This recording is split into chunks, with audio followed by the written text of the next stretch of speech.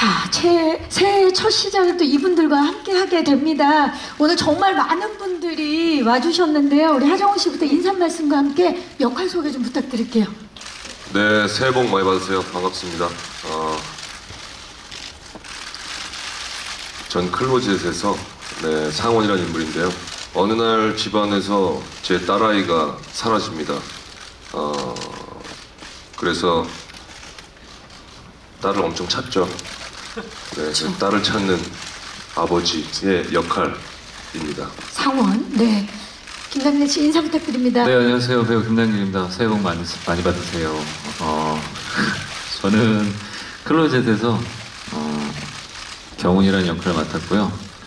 경훈이라는 역할을 이제 딸이 없어진 정우영 아버지 역할을 같이 도와서 딸을 찾아주는 그런 미스터리한 인물을 맡았습니다. 네, 반갑습니다. 감독님. 네, 안녕하세요. 클로젯의 감독 김감빈입니다. 새해 복 많이 받으세요. 네, 반갑습니다. 자, 새해 첫 시작을 클로젯과 함께하게 됐는데 일단 하정우 씨 최근에 백두산으로 정말 많은 사랑을 받고 계십니다. 네, 축하드리고요. 감사합니다.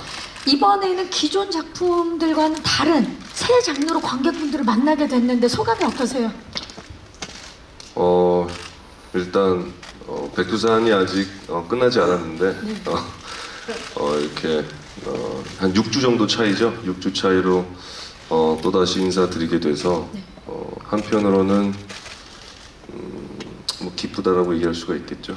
네, 또 새해 첫 한국 영화로 이렇게 인사드리게 돼서 너무나 기분이 좋습니다. 그리고 또 전혀 다른 장르로 만나기 때문에 네, 좀 새로운 느낌이지 않을까 싶어요. 관객들에게도 또 다른 또 선물이 되지 않을까 싶습니다. 그리고 그 옆에 연기 대상의 남자죠. 김남길 씨 축하드립니다. 네, 감사합니다. 네. 자, 작년 한 해 정말 드라마 열혈사제에 이어서 시베리아 선발대로 브라운관을 통해서 많은 분들에게 사랑을 받으셨는데 이렇게 또 클로젯으로 스크린을 통해서 관객들을 만납니다. 기분이 어떠세요? 굉장히 좀 긴장도 많이 되고요. 그리고 또 아까 얘기하신 것처럼 백두산의 기운을 이어받아서 클로젯이 또 순항했으면 하는 바람입니다. 네. 저는 남길 씨의 대상의 기운을 이어받아서 클로젯이 잘 사랑받았으면 좋겠습니다. 네, 대상과 백두산의 기운이 함께 정말 포텐이 터지지 않을까 싶습니다. 감독님, 예고편을 저희가 이제 조금 전에 보니까 어떤 영화인지 무척이나 궁금하거든요. 클로젯 어떤 영화인지 소개 좀 해주시죠. 예, 새로 이사간 집에서 딸이 흔적도 없이 사라지고 또 그 딸을 찾아다니는 아버지한테 자신만이 비밀을 알고 있다고 나타나는 어떤 의문의 남자가 나타나면서 딸을 찾아다니는 미스터리한 드라마입니다. 지금 이 짧은 소개만으로도 미스테리한 느낌이 물씬 지금 느껴지는데요. 자, 2020년 미스테리의 시작을 알릴 클로젯 이야기 점점 궁금해지시죠? 먼저 캐릭터 영상을 보시고 영화에 대한 깊은 이야기를 좀 나눠보도록 하겠습니다. 캐릭터 영상 만나보시죠. 캐릭터를 통해서 또 어떤 이야기가 펼쳐질지 이 영상을 보니까 더욱더 궁금해집니다. 자, 저희가 준비한 스틸을 보시면서 좀 이야기를 나눠볼게요. 첫 번째 스틸 주시죠. 자, 하정우 씨의 모습이 보입니다. 하정우 씨가 맡은 상원 어떤 인물인지 좀 자세히 좀 소개 부탁드려도 될까요? 건축 설계사? 직업이 건축 설계사고요. 몇 년 전에 사고로 아내를 잃게 돼요. 근데 그 전까지는 집에서 출퇴근하는 그런 일을 했다기보다는 좀 더 자유롭게 딸을 와이프에게 맡기고 출장도 많았고 그 가정에 충실하지 못했던 인물이었던 것 같아요. 근데 어느 날 아내를 사고로 잃고 나서 이제 딸을 직접 보호하고 함께 생활해야 하는 현실이 바뀌게 된 거예요. 그러면서 새 집으로 이사를 갔는데 이 인물은 아버지로서의 역할이 참 서툰 사람이 아닌가라는 생각이 들어요. 그래서 딸과도 그러한 좀 불편한 마찰이라든지 갈등이 일어나던 도중에 갑자기 집에서 딸이 사라지게 되는 거죠. 이제 그러면서 이제 딸을 찾는 그러한 인물입니다. 지금 이야기만 들어도 기존에 또 하정우 씨가 보여주셨던 인물들과는 굉장히 차별화가 됐는데 어떤 것에 주안점을 두고 캐릭터 연기를 하셨는지 좀 궁금해요. 일단 제가 미혼이다 보니까 어떤 딸을 가진, 자식을 가진 아버지라는 심정에 있어서 그 마음이 정말 어떤지에 대해서 주변의 유부남들에게 많이 물어봤고요. 근데 무엇보다 이 인물이 제가 아직 미혼인 제가 접근하기가 쉬웠던 것은 이 설정 자체가 딸을 엄마에게 맡겨두고 본인은 좀 총각처럼 살았던 인물이 아닌가. 일에만 빠져서. 네. 그러면서 어느 날 그 사고 이후에 딸을 갑자기 이제 직접 육아를 해야 하는 입장이 된 거죠. 근데 그 안에서 그 상황에서 벌어지는 이 어설픔과 당황스러움, 이제 그런 것들을 맞이하면서 이제 딸에게 다가서는 그러한 지점이 어쩌면 제가 이제 결혼을 해서 자식을 낳았을 때 다가서는 어떤 그런 과정과 비슷한 부분이 아닌가라는 생각이 들어요. 그쵸. 그 접점을 찾은 거죠. 네, 감사합니다. 자, 그렇다면 김남길 씨가 맡은 경훈 캐릭터 스틸 만나보시죠. 네. 자, 김남길 씨가 맡은 저 경훈 어떤 인물인가요? 일단은 그냥 간편하게 하면 유튜버? 유튜브요. 실종된 아이들을 찾아내는 블로거나 유명 유튜버로 이제 처음에 소개가 되고요. 보시다시피 이제 사라진 게 이나뿐만이 아니어서 그 이나가 아이들이 사라진 그 미스터리한 부분들을 좀 품고 그 미스터리한 부분을 좀 풀기 위해서 정호 형한테 좀 접근해서 같이 아이를 찾아가는, 딱히 직업이라고 할 수 있는 건 없어요. 근데 아까 예고편을 보니까 경우는 본인의 속을 잘 이렇게 드러내는 성격은 아닌 것 같은데 그렇기 때문에 이제 캐릭터를 소화하는데 더 어려움이 있었을 것 같아요. 어떠셨나요? 근데 이 자체가 조금 미스터리한 인물이다 보니까 이게 원래 제 성격하고는 조금 안 맞기는 한데 굉장히 활발한 성격이잖아요, 김남길 씨는. 네. 그렇기는 한데 이제 이게 그렇게 활발한 성격도 나오고 뒤에는 좀 프로적인 직업이라기보단 전문성을 갖고 있는 느낌이 좀 나오기 때문에 그런 부분에서만 또 프로다운 느낌을 보여주고, 그 전에 이제 정우 형이랑 이런 케미, 그리고 또 정우 형이랑 같이 연기하면서 부딪히고 좀 활발한 느낌들. 정우 형도 뭐 다 대한민국 모든 분들이 아시겠지만 워낙 되게 위트 있고 재밌는 성격이라서 그런 인물을 연기할 때도 되게 많은 도움을 받아서 그냥 자연스럽게 할 수 있었던 것 같아요. 오늘 사실 이 제작 보고에서도 두 분의 티키타카를 기대하시는 분들이 많습니다. 네. 잠시 후에 만나보도록 하고요. 예. 자, 이야기를 들으면 들을수록 점점 호기심이 생기는데 그 과정 저희가 또 영상으로 준비를 해봤습니다. 영화를 좀 더 깊이 알 수 있는 클로젯의 촬영 비하인드를 담은 제작기 영상 지금 바로 만나보시죠. 빨리 만나고 싶다는 생각이 드네요. 소재와 컨셉도 신선한데 거기에 또 배우 두 분의 열정까지 고스란히 담긴 제작기 영상 함께 보고 오셨습니다. 자, 그럼 지금부터 클로젯을 오픈해서 보다 자세한 이야기를 한번 나눠보도록 하겠습니다. 첫 번째 키워드 주시죠. 감독님, 클로젯이라는 소재를 어떻게 처음에 떠올리게 되신 건지 아까 잠깐 말씀해 주셨는데 아닌 밤중에 벽장 때문에 놀라신 적이 있다고요? 이게 잠을 자다가 이렇게 우연히 깼는데 눈앞에 벽장이 살짝 열려 있었거든요. 근데 잠결에서 그런지 모르겠는데 그 안에 누가 있는 것 같은 약간 소름 끼치는 순간이 살짝 있었고, 그때 약간 타닥거리는 뭐 이렇게 생활 소음이었던 것 같은데 그 소리까지 들리니까 많이 좀 무섭던 기억이 있었는데 나중에 이게 고민을 하다 보니 이거를 제가 한국적인 이야기랑 제가 하고 싶었던 이야기 드라마를 이 소재와 합쳐서 하면 재밌겠다 해서 이 영화를 시작하게 됐습니다. 사실 그런 경험은 우리가 실생활에서 얼마든지 있을 수 있는 경험인데 그 경험을 토대로 이 영화가 만들어진 거네요. 굉장히 신선하다라는 생각이 들고, 자, 그렇다면 여기서 갑자기 궁금해집니다. 판넬 갖고 계시죠?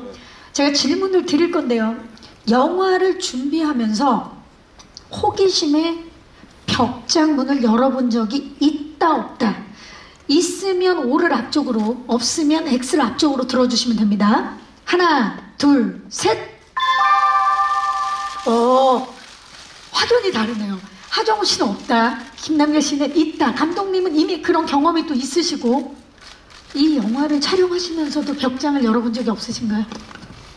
집에 붙박이장이 저희 침실에 있질 않고 네, 다른 방에 있어서 뭐 굳이 거기까지 가가지고 그걸 뭐 열어볼 필요가 있을까라는 생각이 들었었어요. 그다음에 되게 슬라이딩 도어여가지고 네. 또 TMI로 저희는 여다지가 아니고 네. 예예. 근데 한 가지 저 세트장에서 촬영이 진행이 됐는데 이제 넓은 샷 찍을 때는 이제 배우만 남겨두고 그 공간 안에서 스태프들은 빠져 있잖아요. 예. 그럴 때 은근히 오싹한 적이 몇 번 있었어요, 촬영할 때. 아까도 보니까 그 빗살 사이로 네네. 하정우 씨의 모습이 보이는데 굉장히 막 미스테리하더라고요. 미스테리했어요. 굉장히 미스테리했고 그렇죠. 하여튼 뭐 이렇게 분위기가 이렇게 썩 뭐가 이렇게 하여튼 뭐 따뜻하진 않았던 것 같아요. 그 촬영 현장 자체가, 장르 자체가 한기가 돌았던 좀 세트장이 아니었나. 하지만 집에서는 안 열었다. 그렇죠. 뭐 굳이 뭐 집에서 괜한 것들을 뭐 괜히 뭐 그렇게 만들 필요는 없죠. 소리도 안 들렸다. 네, 그렇죠. 하지만 이분은 열었습니다. 김남길 씨. 근데 저는 평상시에 그런 걸 잘 열어봐요. 그냥 그 벽장뿐만이 아니라 책상 밑에 의자, 예전에 이제 우리들끼리 의자를 빼놓으면 누가 앉아있다 그래가지고 의자를 밀어놓고 꼭 그런 말이 있어요? 그런 말이 있었어요. 의자를 빼놓으면 누가 앉아있다? 네, 앉아있다고. 그리고 화장실도 문 열려있는데 이제 불이 꺼져 있으면 그냥 물이 한 방울, 두 방울 떨어질 수도 있는데 그 떨어지는 소리에도 그렇고 괜히 무서워서 문을 닫아놓는다든가 그런 경우가 좀 있었는데, 요번에 이거 촬영하면서도 좀 더 그랬었던 것 같아요. 근데 저는 또 다르게 제 방에 이제 붙박이장이 있어가지고 있군요. 예.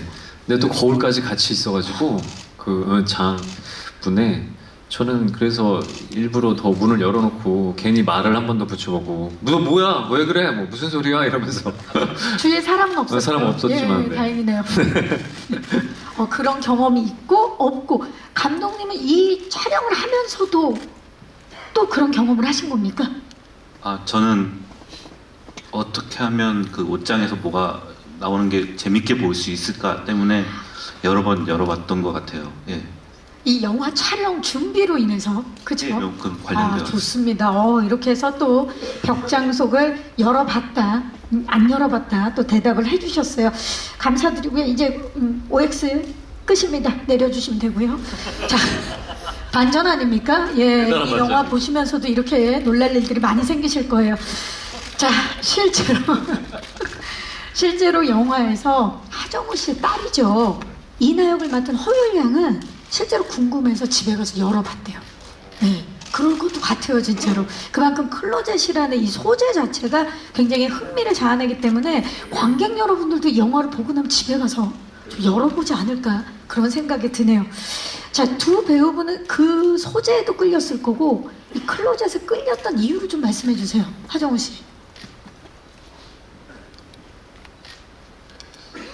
일단 감독님이 이러한 장르에 굉장히 특화된 굉장히 이러한 장르를 사랑하고 뭐 단편 작업이라든지 굉장히 애정하는 게 느껴졌었어요. 처음에 이제 시나리오를 이제 제가 받고선 이야기를 할 때 그랬을 때 또 제가 한 번도 도전해보지 못한 또 캐릭터고 이야기고 또 장르이기도 하고 해서 무언가 같이 이 작품을 만들어 나간다면 굉장히 흥미로운 작품이 되지 않을까라는 기대감이 굉장히 컸던 것 같아요. 무엇보다 김광빈 감독님과의 인연이 한 15년 전으로 돌아가 봐야 돼요. 이 영화를 제작한 윤종빈 감독과 함께 용서받지 못한 자라는 작품을 처음 찍었을 때 그때 동시 녹음 기사님이셨어요. 김광빈 감독님께서 13개월 동안 이제 학생 졸업 작품이고 독립영화 또 현장에 많이 열악하잖아요. 근데 그때 스태프들도 많이 교체가 되고 물론 학업이 우선이었기 때문에 근데 김광빈 감독은 정말 13개월 끝까지 군입대 전날까지 촬영장에 같이 했었어요. 그래서 그때 같이 집이 일산이었는데 제 차에 그 동시녹음 장비를 싣고 다니면서 촬영을 했었거든요. 그러면 이제 김광빈 감독 집 내려주고 그다음에 제가 귀가를 하는 그 퇴근길에 항상 같이 있었는데 그때 어렸을 때 나중에 이제 감독님이 영화에 이제 장편 영화를 만들면 꼭 형이랑 같이 꼭 하고 싶다 라고 해서 그 인연이 네, 굉장히 컸었고 굉장히 인상적이었고 나중에 이제 10몇 년이 흐른 뒤에 이제 시나리오를 받았을 때 굉장히 감동적이었어요. 그 자체만으로도. 그래서 더더욱더 적극적으로 더 애정을 쏟아가면서 했던 작업이 아니었나라는 생각이 듭니다. 이야기를 듣는데도 굉장히 감동적이네요. 15년 전에 두 분이 그 차 안에서 했던 약속이 이제 관객들에게 선보이게 됐네요. 그렇죠. 네. 남대 씨는 알고 계셨나요, 이 사실을? 네, 저는 이야기를 들어서 알고 있었고 그래서 지금도 이런 두 분과 또 윤종빈 감독님과의 인연에서 나도 이 인연에 편승하고 싶다. 나도 학교를 다시 가야 되나.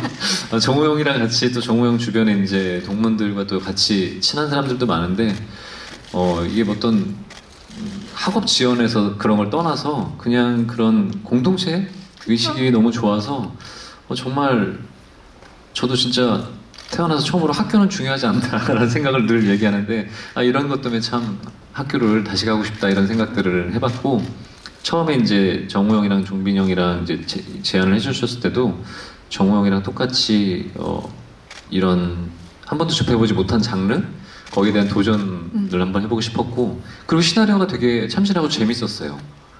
그래서 되게 재밌겠다라는 생각을 했었고 또 정우 형이랑 같이 우리나라 배우라면 하정우와 함께 촬영하고 싶은 욕망? 그쵸, 많은 배우분들이 다 그리고 또 주변에 촬영하기 전에도 정우 형을 예전에 한번 보기도 했었고 그리고 주변에서 얘기를 너무 많이 들으니까 다 아는 사람들이랑 다 친하시고 하셔가지고 그런 기대치 이런 것도 있었고 네.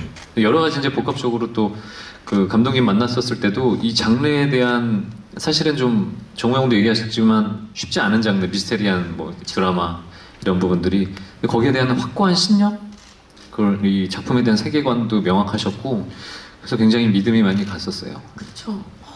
아까 진짜 감독님께서 말씀하신 대로 굉장히 처음 있는 조합이고 그리고 새로운 또 장르도 장르지만은 새로운 캐릭터다. 두 분이 또 만들어내는 새로운 캐릭터라는 게 느껴지고 학교도 중요하겠지만 인연이 이렇게 중요합니다.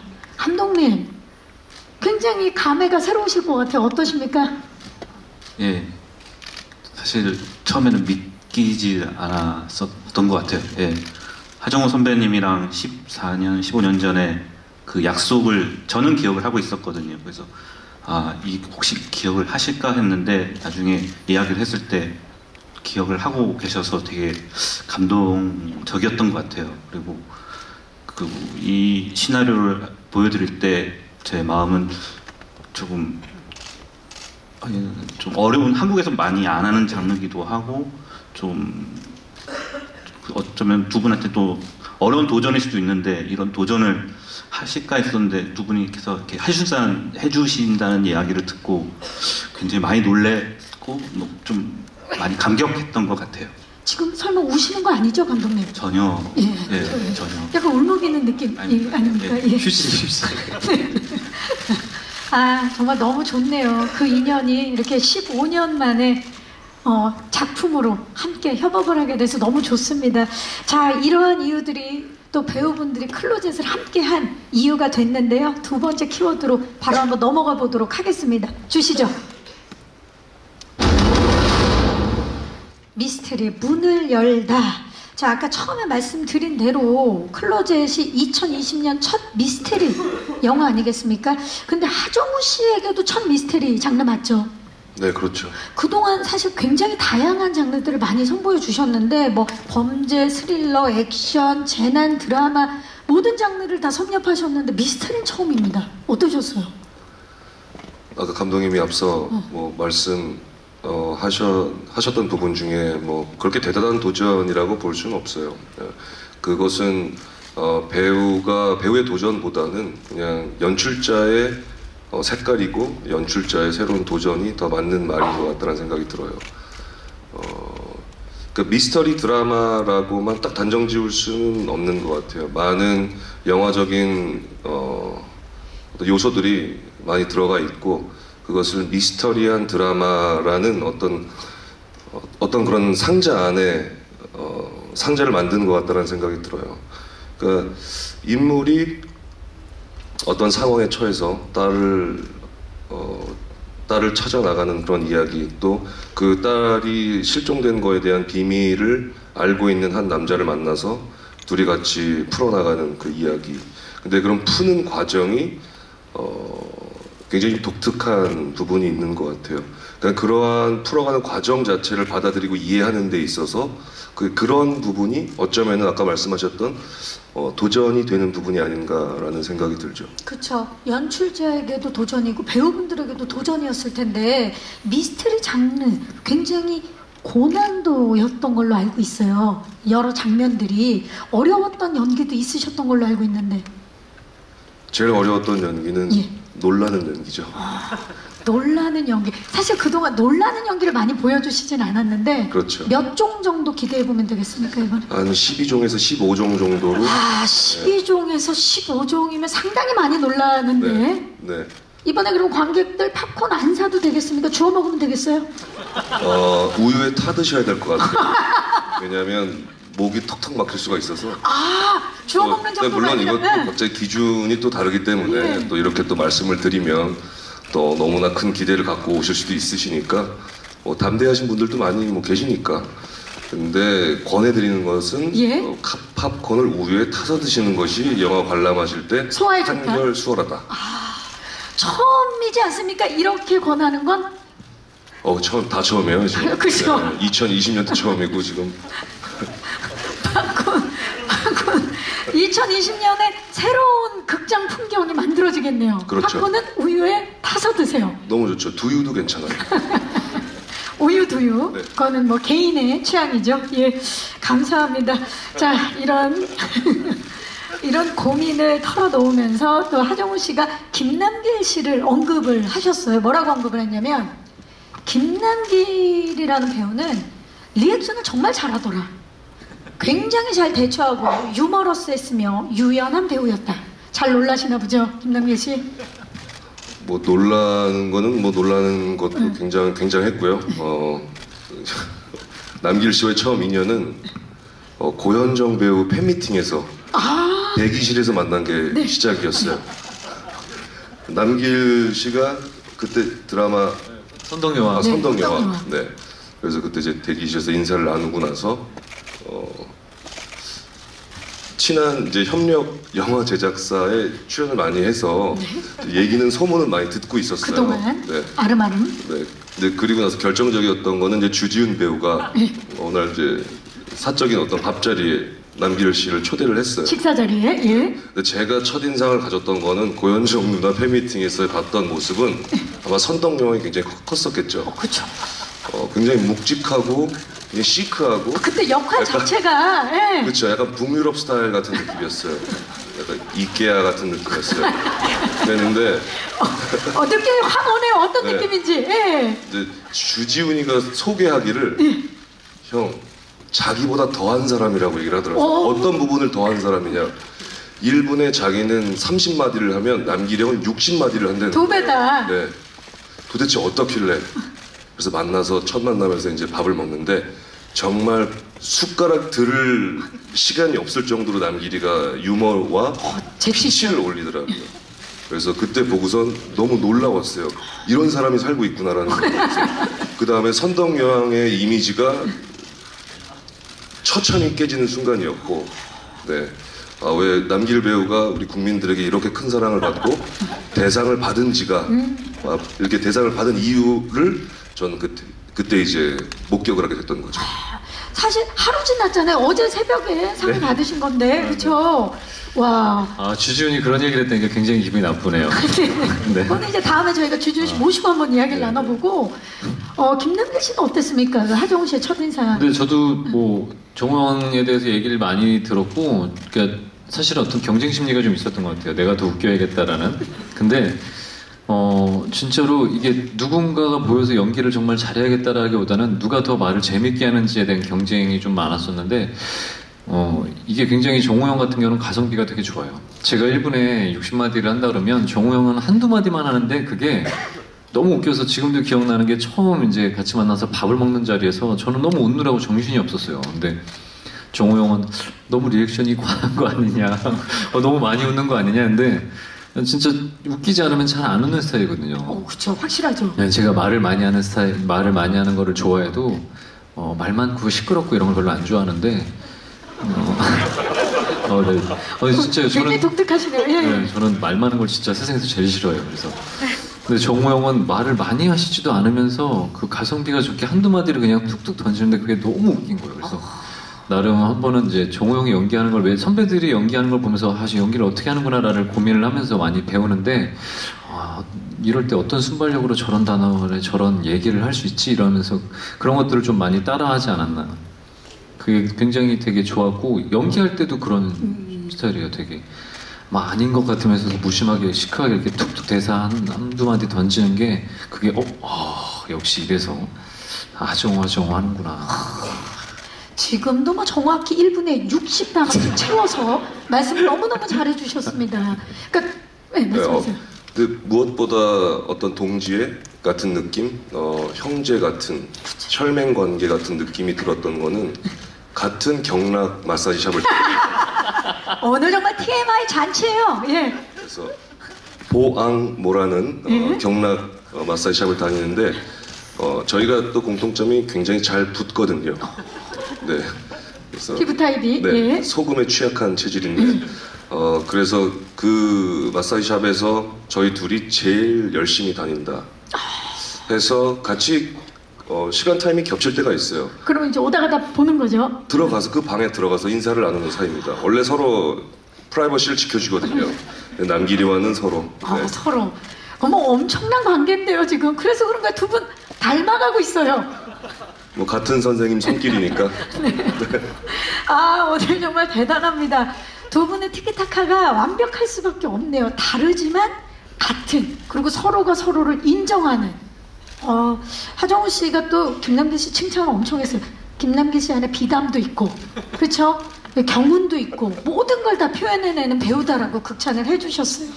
자, 하정우 씨는 물론이고 현장에 사실 촬영 감독님께서 우리 김남길 씨를 뭐라고 표현했냐면 취권 같은 배우다. 극찬을 했어요. 취권. 어떤 면에서 취권이라는 표현을 한 걸까요, 감독님?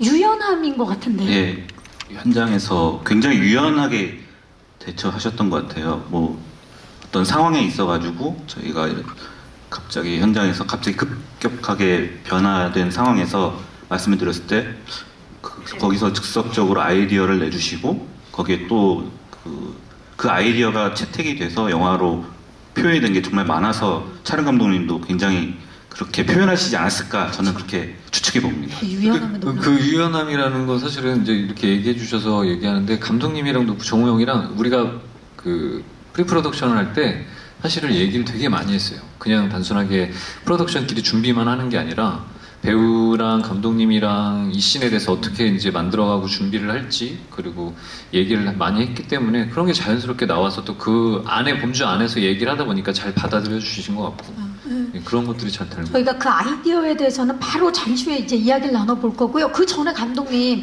아까도 잠깐 캐스팅할 때 믿기지가 않았다라고 말씀을 해주셨는데 이게 사실인 게 감독님께서 처음에 두 분이 캐스팅됐다라는 게 거짓말인 줄 알고 가족들에게도 2-3달 동안 이야기를 안 했던 게 사실입니까?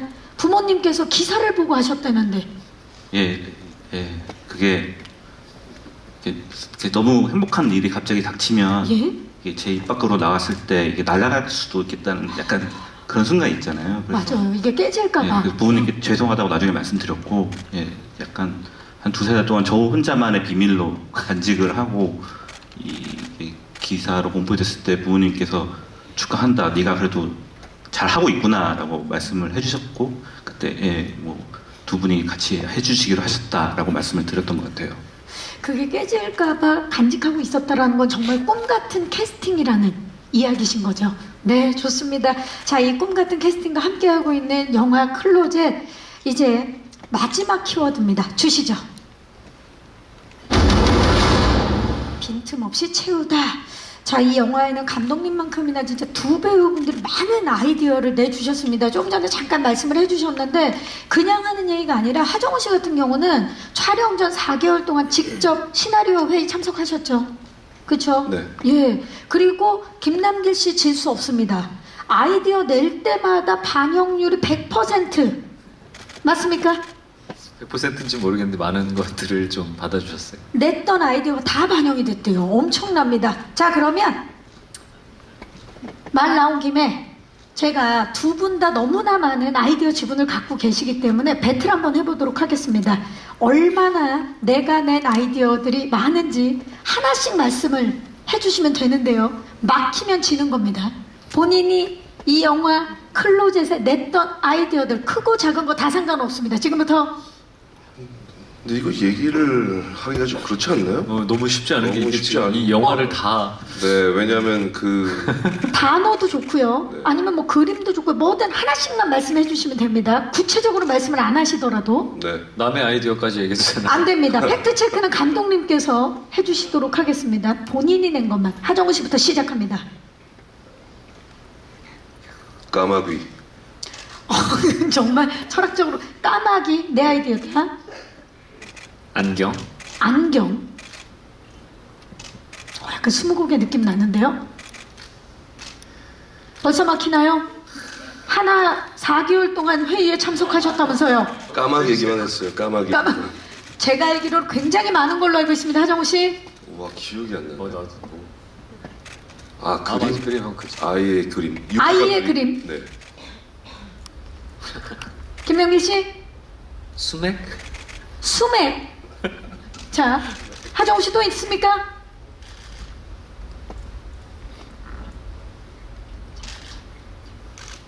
아, 창문이요? 창문. 창문. 이상하게 제가 알고 있네요. 예. 본 것 같지? 예. 자, 김남길 씨. 와이어? 와이어. 근데 경림 씨, 네. 이게 어떻게 딱 아이디어라고 얘기할 수가 없는 게 저희 그 시나리오 회의를 하면서 근데 그 전에 감독님께서 이 세상 나온 거의 대부분의 이 미스터리 드라마의 장르에 나오는 영화들의 어떤 그러한 씬의 컷까지도 다 소스로 다 펼쳐놓고 이미. 가이드를 삼았었거든요. 그래서 뭐 어떤 영화에서 어떤 장면, 어떤 영화에서 어떤 부분 이런 것들을 같이 이렇게 카드를 다 늘어놓고 얘기를 하면서 같이 그것을 만들어 나갔던 거지 어떻게 뭐 하나 내가 뭘 냈다라고 얘기하기가 참 쑥스러운 것 같아요. 지금 정말 겸손한 모습을 보여주고 계십니다. 하정우 씨. 자, 저는 제가 다 냈어요. 김남길 씨 내가 다 냈고 사실 아직도 말할 게 몇 개 더 있다라고. 거기까지. 그럼 남길 얘기 좀 들어볼게요. 저도 궁금하네요. 자, 본인 입으로들 말씀하시는 게 사실 쑥스러울 수 있어서 제가 스틸로 준비해봤어요. 주시죠. 자, 이제 기억이 확실하게 나시죠? 두 분. 자, 우리 하정우 씨가 저기에서 창문과 저 노트에 그림, 하정우 씨가 직접 그리신 거 맞습니까? 네, 맞습니다. 그리고 우리 김남길 씨, 저 팔에 있는 타투인가요, 저게? 아, 네네. 예. 그리고 지금 손짓 다 본인의 아이디어입니까? 전 아이디어라기보다 사실 카피. 어디서 본 거거든. 네. 하지만 본인이 함께 노력해서 만든 거죠. 네네. 좋습니다. 지금 뭐 두 분 다 겸손한 모습을 보여주고 계시지만 시나리오상에 있었던 지문보다 우리 또 배우분들이 함께 만들어서 거기에 옷을 입힌 거죠. 감독님께서 지금 격하게 고개를 끄덕이고 계십니다. 자, 이 외에도 정말 많은 신들의 두 분의 아이디어들이 더 씌워졌는데요. 영화를 통해서 직접 확인해 보도록 하겠습니다. 자, 좋습니다. 이제 저희가 또 마지막으로 질문을 몇 가지 드려볼 텐데요. 스틸 OT를 준비해봤어요. 왜냐면 이 두 분이 만들어낸 장면에 실제로 스태프분들이 영화 촬영임에도 불구하고 놀라서 또는 감탄해서 소리를 질렀기 때문에 그게 카메라에 그대로 소리가 들어간 걸로 알고 있어요. 과연 어떤 장면에 스텝이 놀라서 함께 감탄을 하게 된 건지 첫 번째 스틸 주시죠. 자, 지금 하정우 씨 장면이거든요. 어떤 장면인지 혹시 하정우 씨 아시겠어요, 저 장면? 저는 당연히 알죠. 당연히 아시죠. 네, 하지만 영화 관람에 방해가 됩니다. 저 상황을 이제 이야기하시면 네. 저 장면을 찍을 때 옆에 있던 스텝이 자기도 모르게 스텝의 본분을 잊고 우와! 라고 외쳐서 소리가 고스란히 들어간 걸로 알고 있습니다. 감독님 맞습니까? 예, 그 현장에 있었습니다. 그렇죠. 예. 자, 감독님께서도 이제 말씀을 해주시면 이게 스포가 될 수 있으니까 일단 하정우 씨한테 여쭤볼게요. 놀란 스텝 때문에 하정우 씨도 좀 놀라셨나요? 아니면 스텝이 이렇게 놀랄 정도면 대박이다 기뻐하셨나요? 또 저게 출연한 배우들이 많이 있었기 때문에 외부의 어떤 그런 소리는 듣지는 못했던 것 같아요. 워낙 영화에서 굉장히 긴박하고 온도가 굉장히 센 장면이기 때문에 그냥 그 안에서 집중하느라고 그런 주변 상황을 전혀 인지하지 못했어요. 자, 과연 하정우 씨는 왜 저런 자세를 취하고 있고 이 장면은 어떤 장면인지 더욱더 궁금해집니다. 스텝이 감탄했던 저 장면 기대를 해보면서 김남길 씨 스틸 봐야겠죠? 주시죠. 어떤 장면입니까, 김남길 씨? 잃어버린 아이를 좀 찾는 과정에 있는 장면인데요. 여기서 놀랄 일이 뭐가 있을까? 이 장면을 찍을 때 모든 스태프들이 다 놀라신 걸로 알고 있어요. 감독님 맞습니까? 이 대사를 못 외워서 놀랐던 건가? 이 긴 대사였던 걸. 그 대사를 완벽하게 소화해내서 놀란 걸로 알고 있는데 감독님 좀 말씀을 해주시죠. 사실 다 소화해낸 거는 나중에 ADR 할 때 다 소화를 해내셨고요. 녹음할 때요? 예. 네. 근데 저랑 준비를 하면서 이 굉장히 많은 주문이 엮여져 있는데 그 주문을 하나하나 의미까지 같이 파악을 하고 그리고 거기에 어떻게 아이디어를 더 덧붙여 주시고 그래서 조금 새로운 주문 그리고 여태까지 없었던 주문을 만들어내셔서 스태프들이 좀 많이 멋있다라고 약간 감탄도 하고 그랬던 것 같아요. 그 주문에도 우리 김남길 씨의 아이디어가 함께 하고 있는 건데요. 김남길 씨 혹시 그때는 다 외우셨겠지만 지금 이제 시간이 지났지만 그래도 기억에 남는 대사가 있을까요? 대사라기보다 보고의 그 예고편에도 나온 것처럼 귀가 있을 곳에 신이 있을 곳에 있음을 알게 될지어다 이런 게 좋은 것 같아요. 그 미스터리의 장르하고 되게도 잘 맞는 게 이게 단순하게 요즘 여러 가지 현상들이 발생하는데 거기에 이 영화를 보여주는 되게 적합한 그런 카피 같은 느낌이 좀 있어가지고 기억에 좀 남는 것 같아요. 좋습니다. 자, 오늘 정말 제작 보고에서 많은 이야기가 나오고 있는데요. 다가오는 2월 큰 스크린을 통해서 이분들의 빈틈없는 연기, 꽉 채워진 연기 그리고 연출을 보는 재미가 쏠쏠할 것 같습니다. 이제 마이크를 오늘 와주신 기자님들께 넘겨보도록 하겠습니다. 영화 클로젯 궁금한 점들 많으실 텐데요. 질문 있으신 기자님들께서는 손을 들어주시면 저희 스태프께서 빠르게 마이크 전달하도록 하겠습니다. 계십니까? 자, 중앙에서 오른쪽 먼저 기자님 잠시만 기다려주세요. 네, 오른쪽 뒤쪽입니다. 마이크 전달할게요. 안녕하세요. 네, 마이크 받으셨죠?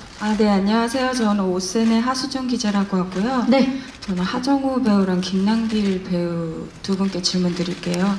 그 하정우 씨 최근에 그 신과 함께나 백두산 그 화려한 CG나 대규모 제작비 투입된 이런 영화에 최근에 주로 출연하셨는데 이번에는 아무래도 이제 미스터리 장르의 배우도 이제 많이 나오는 작품이 아니잖아요.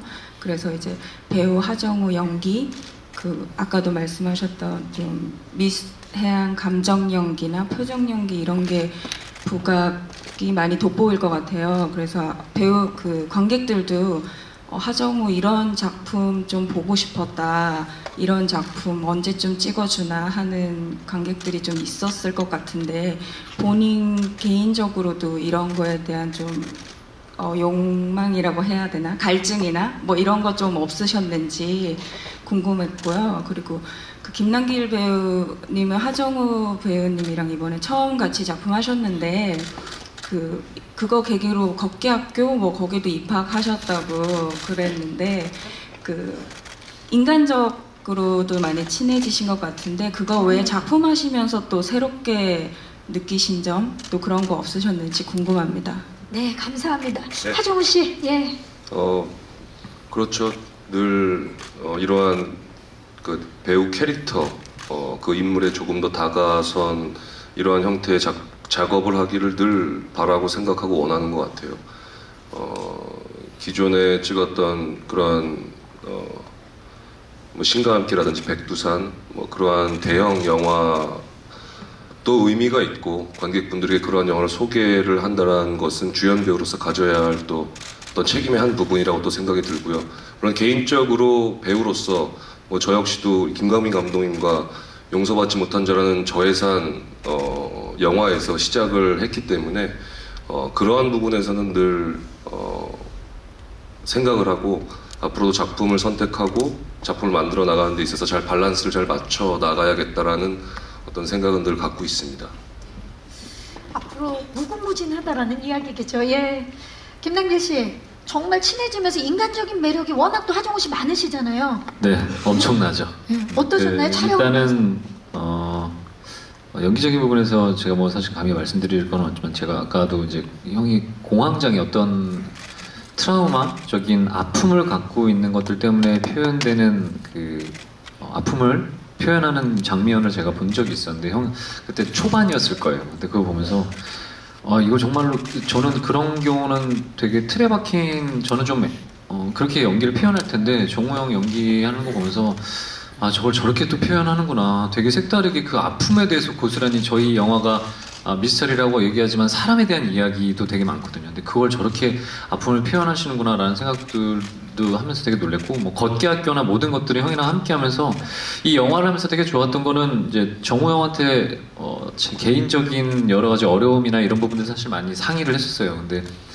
정우 형이 항상 우리는 네 편이고 나는 네 편이니까 그런 것들에 대해서 너무 개념치 말고 걱정하지 말아라 라는 또 용기를 주신 분이기도 하고 제가 정우 형을 개인적으로 되게 좋아하는 건 얘기를 해보면은 누가 봤을 땐 하정우라고 하는 굉장히 대형 스타라고만 생각하는데 처음부터 뭐 이런 얘기가 어떻게 들릴지 모르지만 스타로 길러졌다라는 것보다는 작은 역할부터 해서 되게 아까 얘기한 것처럼 저예산 영화도 해서 차근차근 계속 올라오셨기 때문에 사실 제가 정우 형을 보면서 되게 좋은 게 나도 열심히 하면 정우 형처럼 저렇게 할 수 있구나라는 어떤 긍정적인 이런 것들이 생겼어요. 왜냐하면 어떤 누군가는 처음부터 이제 많은 주목을 받으면서 시작을 했었던 배우들이 있고 정우 형처럼 되게 어떻게 보면 엘리트 코스라고 하는 작은 역할부터 해서 계속 차근차근 올라와가지고 지금이 이제 하정우라는 대배우가 있는 것처럼 그런 걸 보면서 나도 계속 조급해하지 않고 꾸준하게 내 연기를 하고 있으면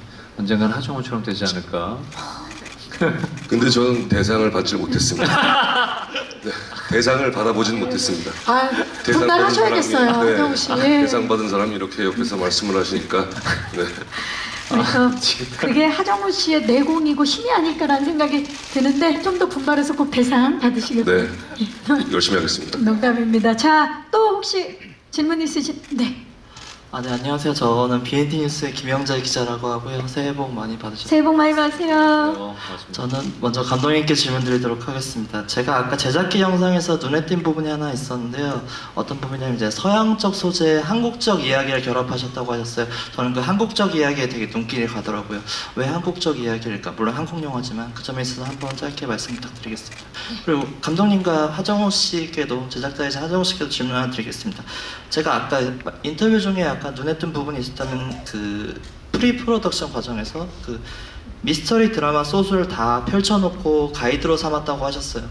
근데 어떻게 보면 이런 장르 영화를 보면 관객들이 느끼는 부분은 이런 영화를 볼 때 저 장면 어떤 영화에서 봤었어, 저걸 그대로 갖다 썼네, 좀 비슷하게 바꿨네, 그런 부분에 약간 집중하는 관객, 물론 평론 그런 게 있습니다. 좀 그런 거 장르적 유사성 그런 거 벗어나기 위해서 뭐 따로 노력하셨다거나 아니면 뭐 장르적 유사성은 뭐 당연한 거다 그런 생각이 있다면 한번 말씀 부탁드리겠습니다. 네, 일단 감독님 한국적인 이야기 좀 말씀을 해주시죠.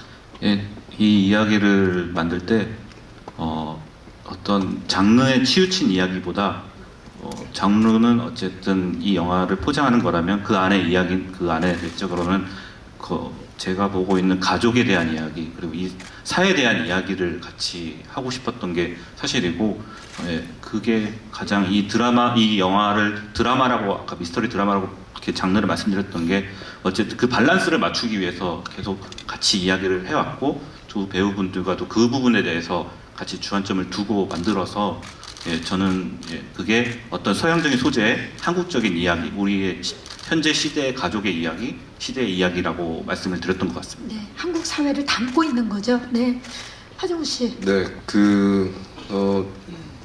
시나리오 회의를 하거나 캐릭터를 만들거나 또 어떤 영화를 처음에 기획을 할 때 또 세상 사는 이야기는 많이 겹치는 부분이 많이 있는 것 같아요. 물론 이 미스테리 드라마라는 소재, 이 클로젯의 영화의 장르적인 특성을 가진 수많은 이제 영화와 드라마가 있는데, 물론 거기서 어떤 한 부분을 그대로 모델링을 삼는 것이 아니라 대부분은 그것을 통해서 영감을 얻기도 하고, 또 그렇게 표현이 되어져 있었다면 어떤 다른 기존의 영화에서 또 그것을 피하고 새로운 우리만의 것이 무엇이 있을까를 또 고민하고 생각을 하는 것 같아요. 이번 작품에서 가장 독특하고 신선했던 장면은 제가 맡은 연상원이라는 캐릭터가 공황장애에 걸려서 이제 고통을 받는 장면이 있어요. 근데 그 장면을 실제로 세트에 이렇게 움직일 수 있는 세트를 만들어서 그 순간 그 판타지적인 느낌을 표현을 했는데, 그 지점이 CG가 아닌 실제의 세트를 움직이면서 그 공간을 표현했다라는 그 부분이 굉장히 새롭고 참신했던 부분이 아니었나라는 생각이 들었었어요.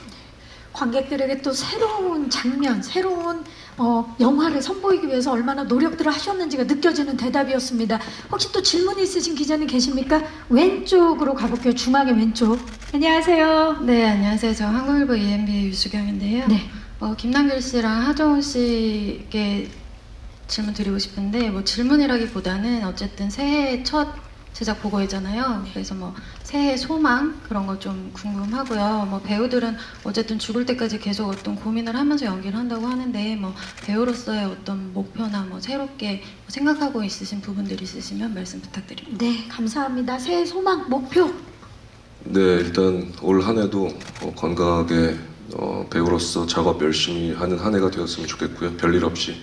올해는 또 유달리 해외 촬영이 굉장히 많이 예정이 돼 있어서, 네, 그게는 지금 3개국에서 촬영이 진행이 될 텐데 건강 유의하고, 네, 그 여정을 잘 소화해내는 것이 올해 저의 목표이고 바람입니다.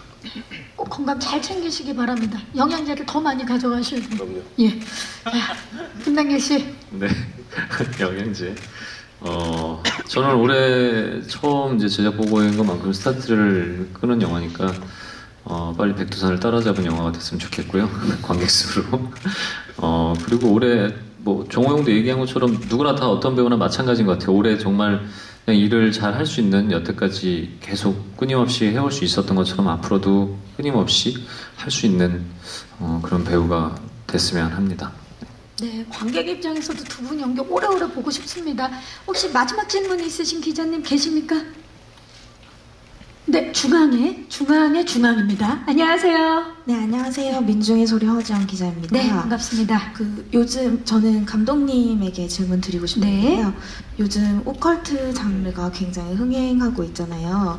그런데 그 아이를 찾는 방법으로서 제작 그 영상기에 보면 뭐 토테미즘이나 샤머니즘 또는 뭐 구마 의식과는 조금 다른 한국적 주술의 방법들을 사용했다고 나와 있어요.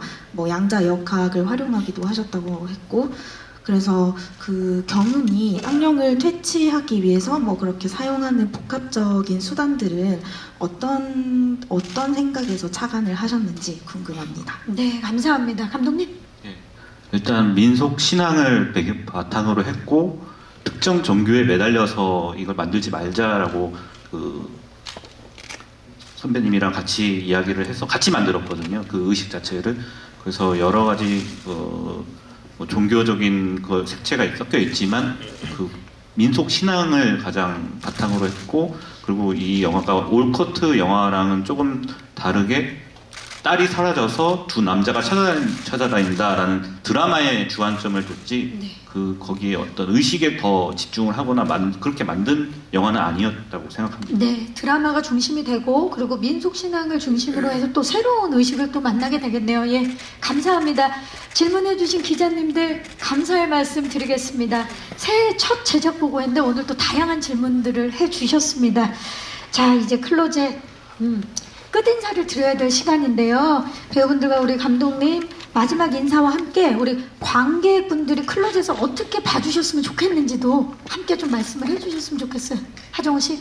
네, 이 작품이 미스터리 스릴러라고 얘기를 하지만 이 안에 뭐 호러라고 느낄 수 있는 사람도 있고 스릴러라고 느낄 수도 있고 그냥 드라마라고 느낄 수도 있고 할 수 있는 요소들이 꽤 있는 것 같다는 생각이 들어요. 그래서 이 영화를 말씀을 드릴 때 할 수 있는 이야기는 미스테리 드라마다라고 밖에 말씀을 못 드리는 것 같아요. 그것은 아마 영화를 보시면 느끼시는 지점과 통점이 다 다르기 때문에 아마 관객분들이 그거는 정해주시지 않을까라는 생각이 들고요. 오늘 이렇게 1월 2일 네, 새해부터 함께 해주셔서 너무나 감사드리고 올 한 해도 건강하시고 네, 복 많이 받으시길 바라겠습니다. 네, 감사합니다. 김남길 씨.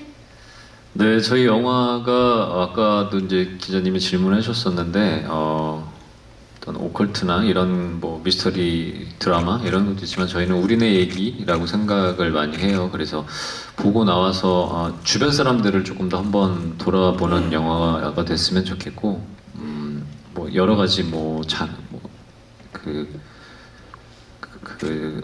아이가 없어지고 뭐 장롱에 대한 것들은 소재나 아니면 소품적으로 이제 이용이 되는 부분들이니까 굉장히 많은 생각들을 하고 또 재미있는 영화입니다. 그래서 많이 찾아와서 봐주셨으면 좋겠고요.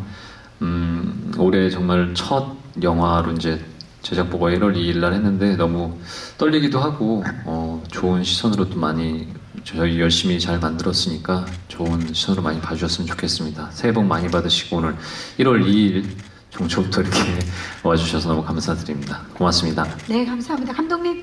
예, 최고의 배우들 그리고 최고의 스태프들이 모여서 새로운 시도를 한 영화입니다. 아마 재밌게 보실 수 있을 거고요. 많은 기대 부탁드리겠습니다. 새해 복 많이 받으세요. 네, 감사합니다. 이제 포토타임을 위해서 무대 정리하는 동안에